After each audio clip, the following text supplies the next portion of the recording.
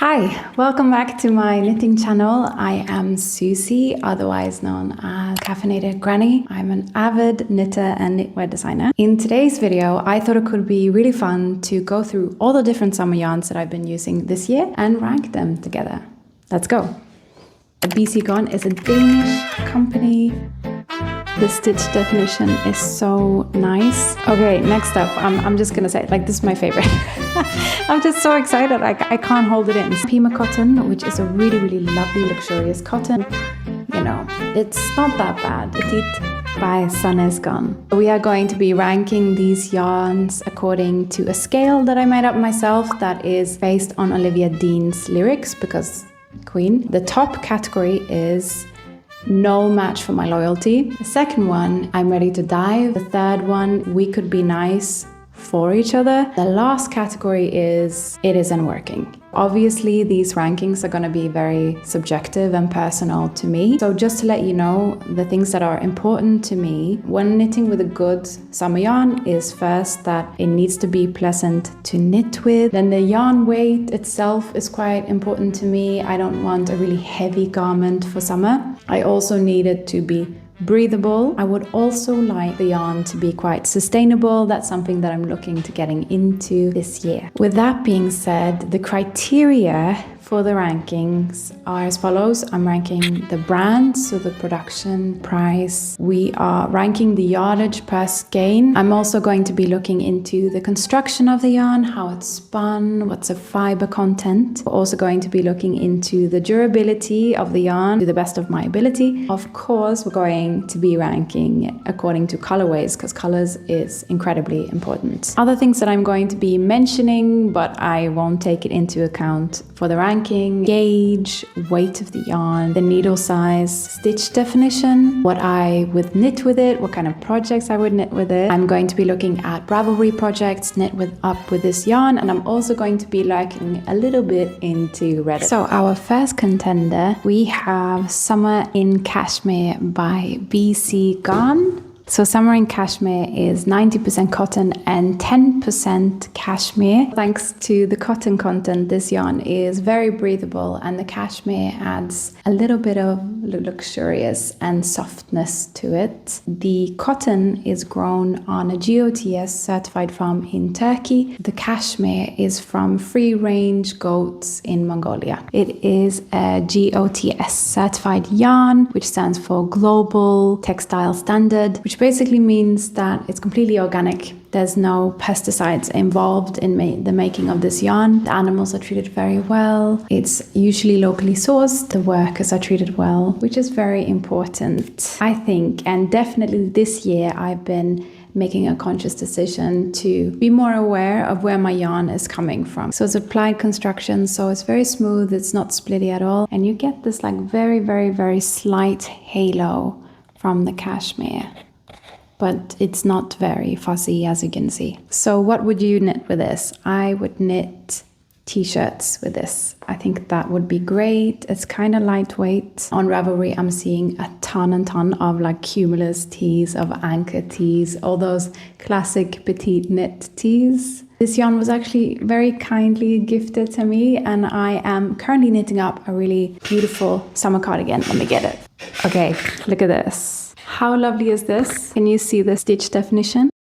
Usually when I knit with cotton yarns, I have a really hard time because it's just so hard on my hands, and I can never keep at it for a long period of time, maybe like tops an hour, and then I need a break for a day or two. But with this one, because it has that 10% cashmere, it's so much easier to work up. It's soft, but it's not fluffy, and it just feels really luxurious. There's no splitting in this yarn, and it's really good for sensitive skin. So this is even a great option for baby knits if you're into that kind of stuff. So one skein of 50 grams of this will set you back about 7-8 €8 depending on where you buy it. For each 50 grams of yarn, you get 165 meters, and the recommended needle size is 2.5 to 3.5 millimeter needles. Gauge wise, 24 stitches will give you 10 centimeters, and it's classified as a sports weight yarn with 4 plies. In terms of durability, I haven't owned a garment with this for a long time, but online I'm seeing that people are saying that it's very durable as long as you take care and do the proper wash instructions. I really like to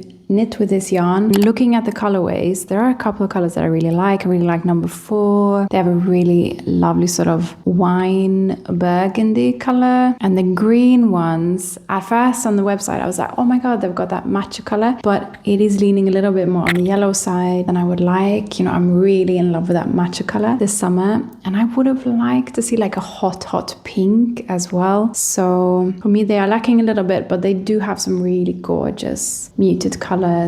I would say if you're looking for muted colors, this would be really good for you. It's not like my complete favorite, and although it is way easier to work up than regular cotton with that added 10% cashmere, I do have a little bit of cramps in my hands at the end of the day. So I'm gonna put this in the category I'm ready to dive, because it's really good, but it's not like an absolute fave, but I will definitely be knitting with this again. Next up, Pelini by Rauma. Rauma is a Norwegian yarn company from 1927 with really long traditions in quality and sustainability. This yarn is 50% Pima cotton, which is a really high quality cotton, long fibers, so you get a smoother result.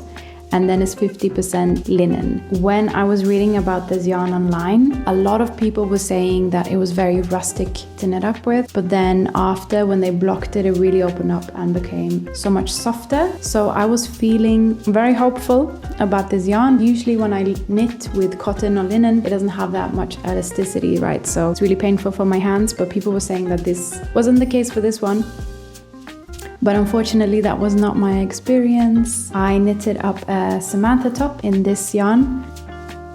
It was very painful. It doesn't have any elasticity whatsoever. So it has like a very muted, earthy color palette, right? And to my taste, this is too muted. The yarn feels rustic and it looks very rustic. To me, this looks like it's washed out. It looks like I washed it 50 times, and so did my top. So I'm not really a fan of that. I wish I was a fan. The women in my family loves it. My grandmother swore by Rauma Garn. She knitted absolutely every top, every blanket in this yarn. My mum is a huge fan of their linen alpaca blend, so I really wanted to like it. Actually, I do really like Rauma Fevel. That yarn is so airy and so pleasant to work up. In terms of breathability, it's very breathable. Cotton makes it very breathable. Linen as well, and linen also has that cooling effect, which is really lovely. But I know a lot of people can feel that linen and cotton is quite rough on the skin, so I think this feels very rustic to me. So if you have sensitive skin and you're sweating during the summer and you have this rubbing up against you, yeah, I don't think that would be a pleasant experience, to be honest. So the price for this is around €5 to €7 per skein, depending on where you find it. I know that Rauma Garn can be quite tricky to find outside of Norway. I've never seen it on the website. I usually get it when I'm in Norway or when my mom was coming over and I put in an order with her. This is a DK weight yarn. You get the skeins in 50 grams, and that will give you 110 meters or 120 yards. It's knitted up on needle size 3.5 to 4 millimeter needles, and the gauge is 20 to 22 stitches depending on your needle size.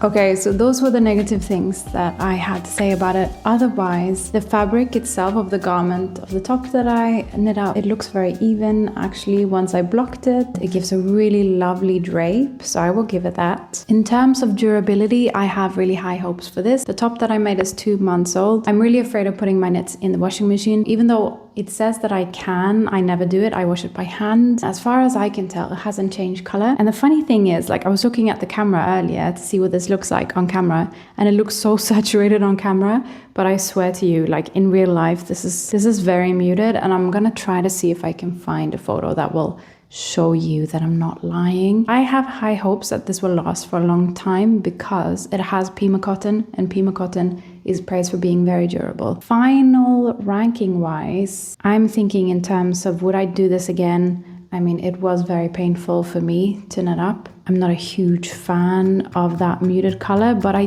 do think that maybe it was just a one-off, you know? Maybe I should try out other colors. They have a really good reputation, so I'm not gonna put it in my worst category. I'm gonna put this in we could be nice for each other, because I have a feeling that this might just be a one-off. Okay, next up, I'm just gonna say, like, this is my favorite. I'm just so excited, I can't hold it in. Cotton Yak from the Concept line by Katia. This yarn is 60% cotton, 30% wool, and 10% yak, and it is so soft. You guys, like, you won't believe how soft this is. It's extremely pleasant to work with. It just glides off the needle. It's not splitty at all. Feels really luxurious. The yak is the star of the show here. If you don't know, yak is this animal that lives on top of the mountain. They have this thick coat, but the coat is quite cool because basically in summer it allows them to keep cool, and then vice versa. In the winter it keeps them warm. I'm not sure about the sustainability of this yarn. I couldn't really find much information online. Reading about it online, it says Katia emphasizes natural fibers and responsible production. Cotton yak is spun in Spain and combines renewable cotton, wool, and yak, but it's not certified organic, but it's made with sustainability in mind. So I'm not sure what that means. If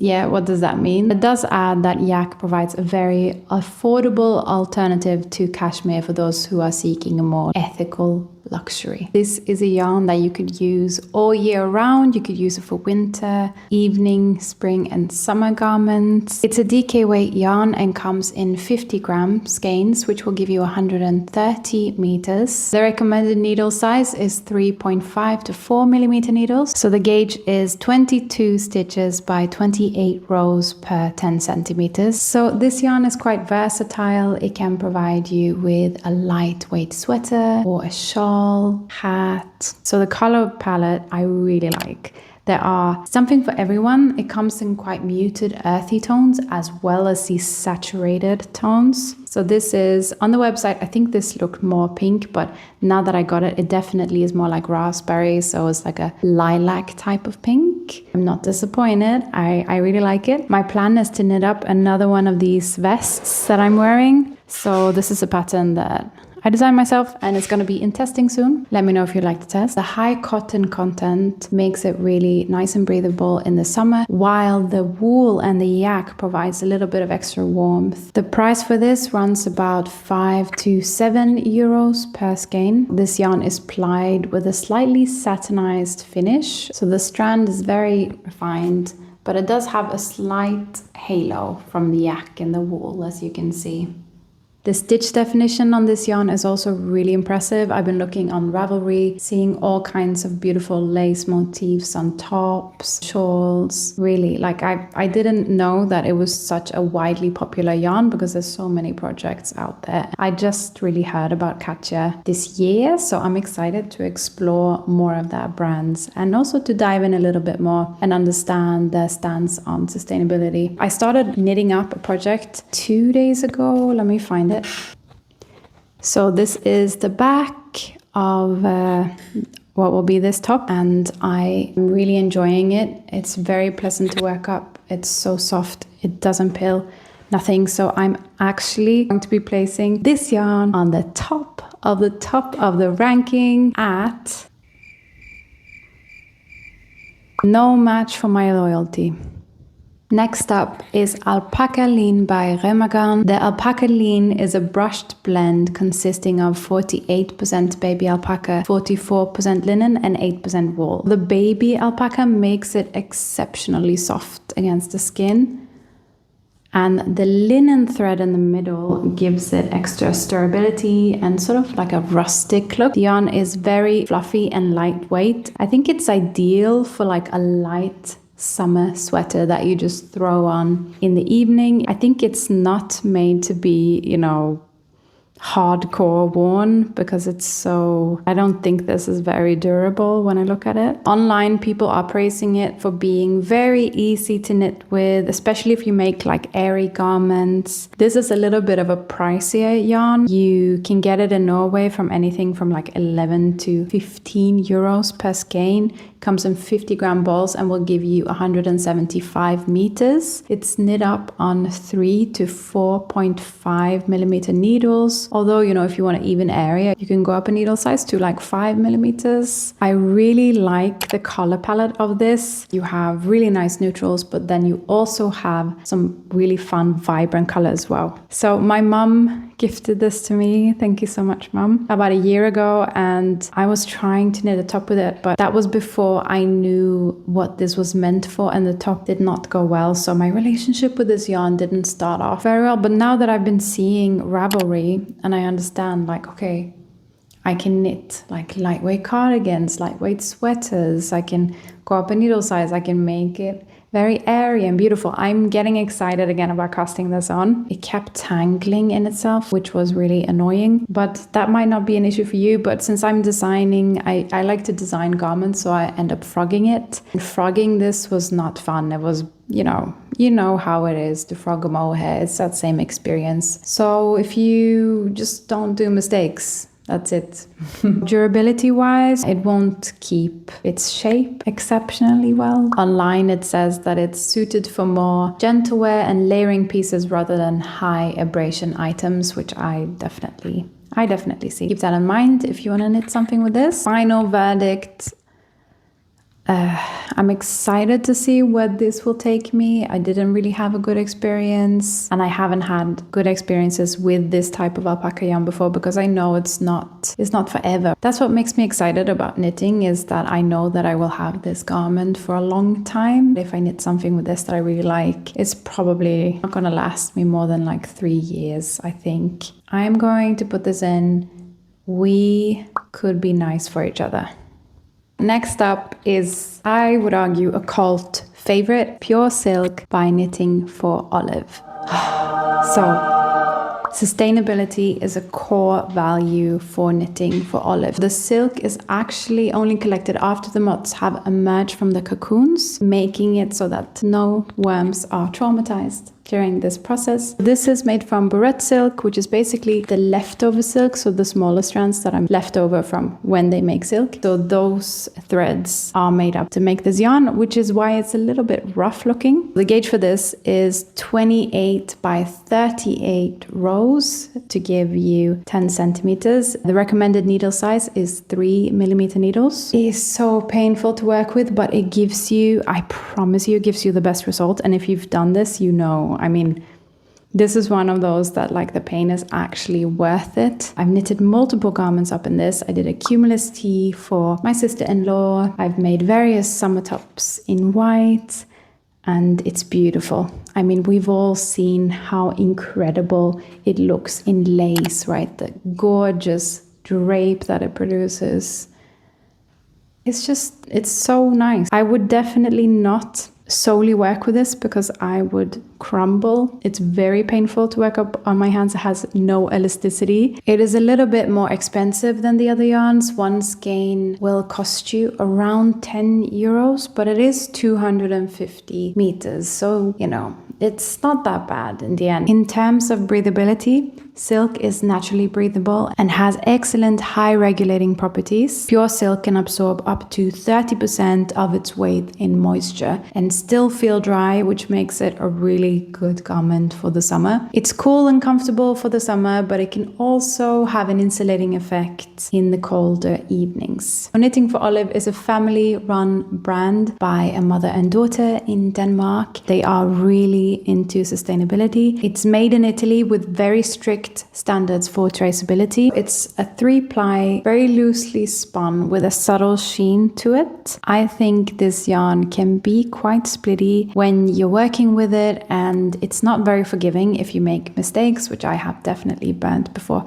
But all of this to say that the garment that you will be left with, you will love it. The only thing is that on the 3 millimeter needles, it takes forever to work up, really. Like, it took forever, but in the end, totally worth it. So colors, I really enjoy the palette that this comes in. There's a ton of neutral options. There's some really saturated colors as well. But again, I am missing that perfect matcha color. They have a color called Pea Shoot that's very similar, but can they just add a little bit of a hint of yellow in there, and then the saturation would just like pop properly, you know what I mean? Anyway, so if I was a reasonable person on the chart, I would probably put we could be nice for each other, but it's just that the finished garment is so beautiful and is so durable that I'm willing to look past how painful it is to knit up. I'm ready to dive because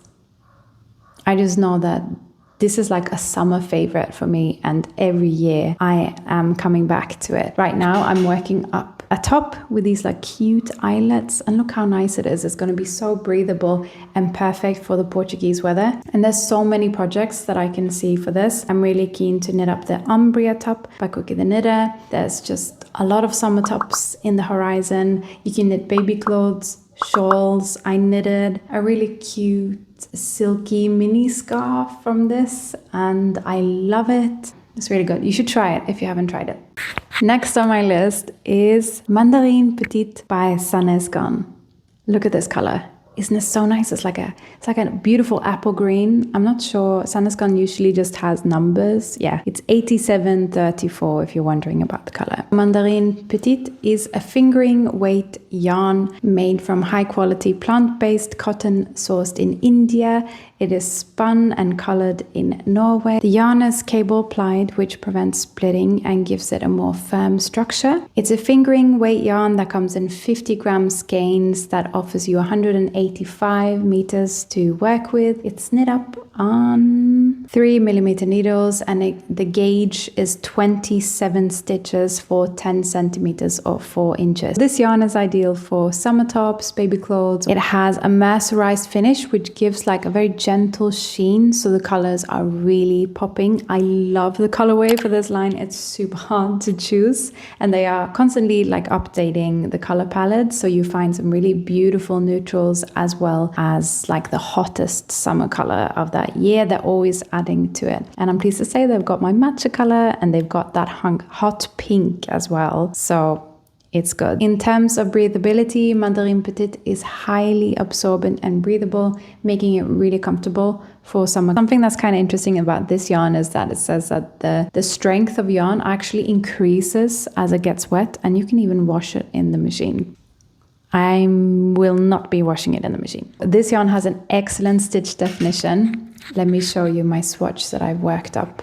And because of that mercerized finish, it has a really lovely sheen. So the stitches are really popping along with the colors. I really like this yarn. One skein of this will cost you about 5 to 6 euros, depending on where you're buying it. And since you're getting 185 meters, I think this is a very economical option that will give you a nice garment that you can wear for a long time. What about me? What did I think knitting it up? So my fingers are still very sensitive, and it does hurt my fingers a little bit. But I think it's just because when I knit for like half a day, you know, like I don't take breaks. So I'm not sure if it's me or if it's the yarn. It's not like a match made in heaven, me and this yarn, but I really like it. I really like the color palettes. I really like how sustainable Sandnes Garn is. They really prioritize ethical sourcing, and they make sure that there's no toxins involved. So I love to buy their yarns. I feel like I'm supporting a good cause. So in terms of what would I knit with this, I really want to knit something lacy with this. I have a lot of things on my Ravelry queue that could be really nice in this cotton. Final assessment. It's not an absolute summer fave, as I said, but I do really like it, and I will definitely be buying it again. So I'm going to put it on. I'm ready to dive. Last but not least, we have actually two types of yarn, because I do consider these yarns twins, Drops Belle and Sandnes Garn. So both of these have exactly the same construction. They consist of 43% cotton, 33% viscose, and 14% linen. Both come in 50 grams and will give you 120 meters, both of them. They are both knit up on a needle size 4, and they will give you a gauge of 21 stitches per 28 rows. So Belle has a little bit more of a loose supply than Line, which will give it a little bit more splitting. I haven't really noticed that much, to be honest. The key differences lies in the colorway. So Line has a really beautiful colorways, a lot of neutrals and a lot of saturated colors that I love. Drops Belle also has some nice colors, but yeah, they have nothing on Line. But in terms of price, Drops Belle is like almost a third of the price of that. This is around €5 and this is like €2, but you can often get it on sale. Like I got this for €1.20, such a bargain. And both of these, when knitted up, offers you a garment that is very breathable. It gives you a lot of drape. So in Line, I was knitting another Samantha top, and in Belle, I've knitted this actually, and I'm gonna knit another Genie top for a friend of mine. Her birthday is coming up. So Belle is actually Wecotech Standard 100 certified, the same as Pure Silk, which means that there was no chemicals involved in making this. So the cotton is sourced in Pakistan and the linen and viscose is sourced from Turkey. This plant-based blend is breathable, biodegradable and renewable. So it's a good option for people who are environmentally conscious. For this one, the cotton is sourced in India, and I couldn't find any information on where the viscose is from or where the linen is from. It's spun and colored in Norway. So I find that the garments that I've made with these yarns are very durable, and it's just those two yarns that I reach for time and time again every time that I knit a summer top. They are very popular. The drawbacks are that they are often sold out, especially Line, those beautiful colors that are very in and hot and trending for the particular season. It's very hard to get a hold of. Otherwise, I think they are quite pleasant to knit up, but if I knit for a long period of time, I do notice that, okay, I need a break now. Like if I knit for the whole day. Another thing that is kind of annoying is that once you wash them, you need to like stretch them into shape again, because otherwise they sort of lose their shape a little bit. So because I used this over and over and over again, I'm gonna put these two yarns in the absolute highest category because I love them.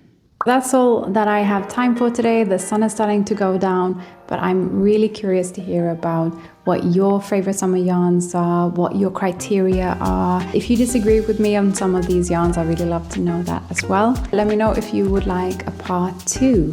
Thank you for hanging out with me, and I'll see you.